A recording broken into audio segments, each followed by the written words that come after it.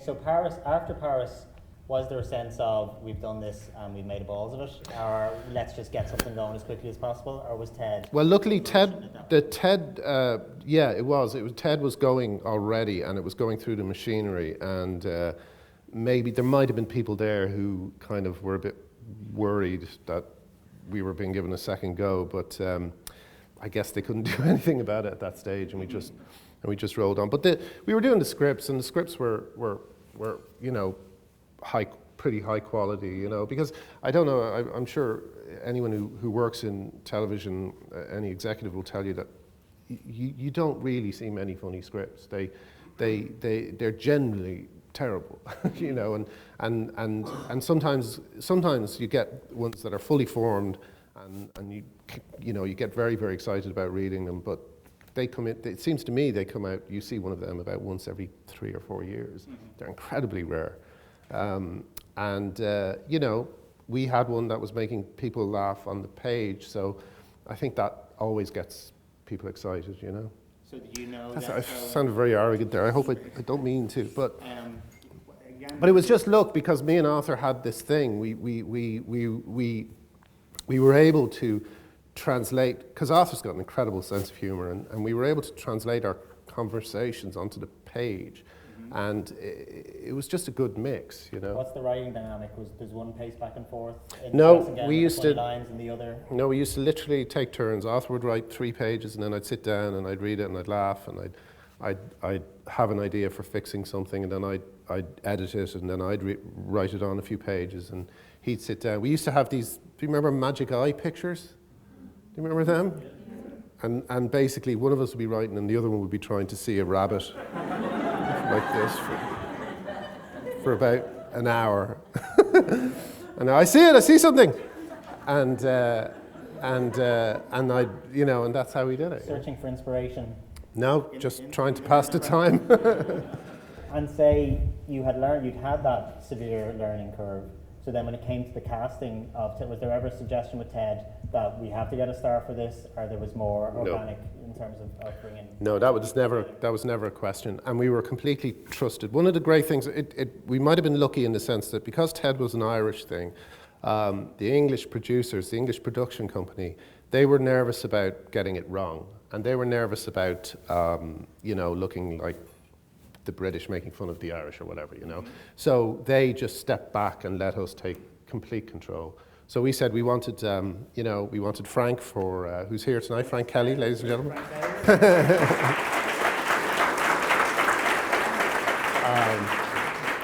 But we wanted Frank as Father Jack. We saw a clip of Ardle in a program, an RT program, I think it was, some kind of updating of Shakespeare, and Ardle comes into the scene and looks gormless for a second, and Arthur literally paused it and said, "Does not look like Dougal." And I said, "Oh yeah." The only person we had debates about was Dermot, because I wasn't convinced by Dermot at first, but the more we saw him and the more he came in, and seeing him with Ardle, he was just great. So he won me over. And that's the thing, is that I suppose.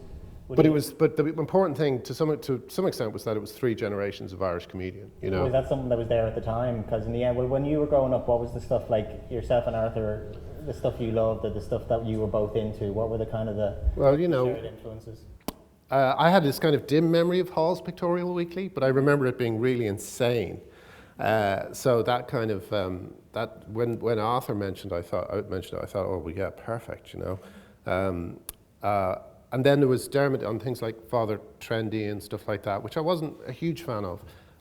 But I knew that Dermot was a really skilled satirist, and I knew that Scrap Saturday, I hadn't heard it at the time, but I started listening to Scrap Saturday, and that was incredible. And,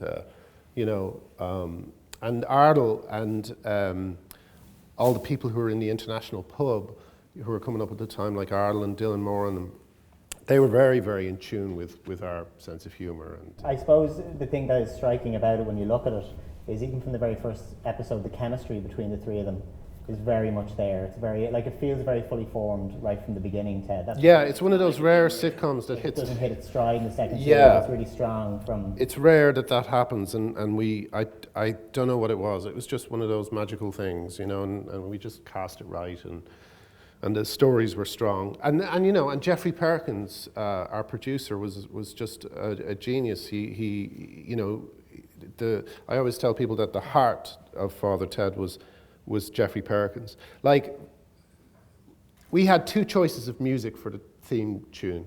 One was a song that later became a song on Neil Hannon's album called A Woman of the World, I think it was, something like that. And it was kind of like a jaunty, plinky plonky song.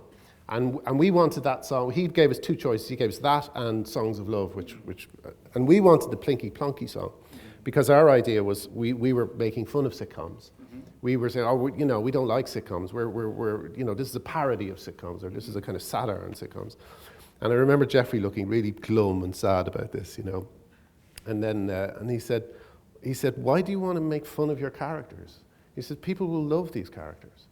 And that was just a real revelation for me. And after that, I just completely, whatever he said went as far as I was concerned, you know. It does, the thing is that it does conform essentially to that kind of classic sitcom mode, which is the, you know, again, the younger, the older, the character who thinks he's smarter than he actually is, trapped by certain, you know, all the things. I love that. My favorite combination for a comedy is a stupid person and a person who thinks they're not stupid but is also stupid.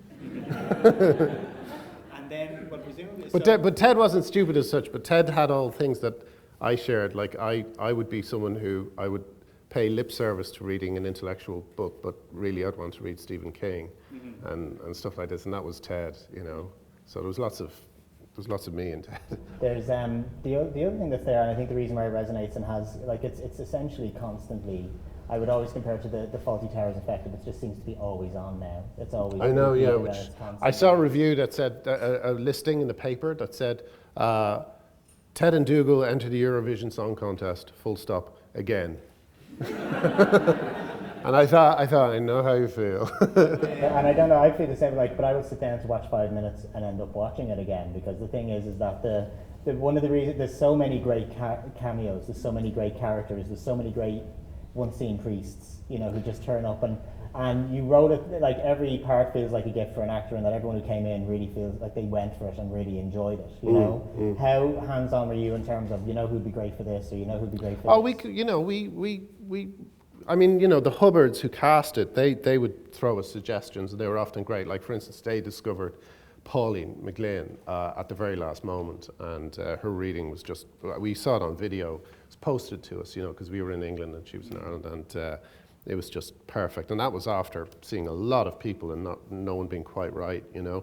But for the most part, it was us, you know. We would all often think of an actor who would fit something just perfectly, and, you know, like Graham Norton, you know, we saw him, Arthur heard him on Loose Ends on Radio 4, and something about his voice struck Arthur as very useful for the character of Noel, you know. He said, would you see Noel a bit camp? And I thought, I never really saw that, but then I heard it and I thought, no, that's perfect, that's great.